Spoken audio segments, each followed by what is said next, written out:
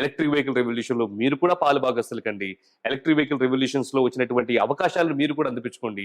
మీరు కూడా ఒక ఆంటర్‌ప్రెన్యూర్ గా అయ్యే అవకాశాలు ఉన్నాయి. అయితే మరి మీరు ఆలోచిస్తూ ఉండొచ్చు, అమ్మో ఇది ఎలక్ట్రిక్ వెహికల్ కదా, దీనికంటూ సెపరేట్ మీటరు, సెపరేట్ ట్రాన్స్ఫార్మర్ లాంటివి కావాలేమో అని.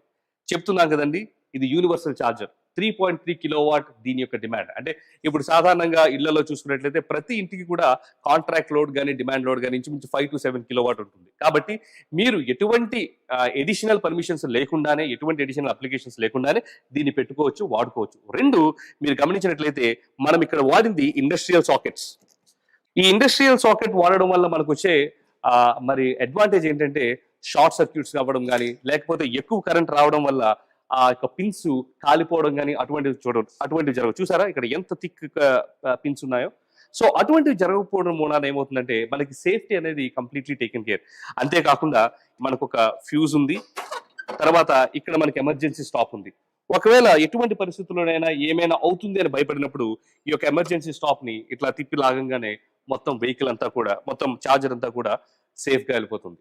సో దీనిని బట్టి మీరు సేఫ్టీ విషయంలో ఎటువంటి భయాందోళనకు కూడా గురవ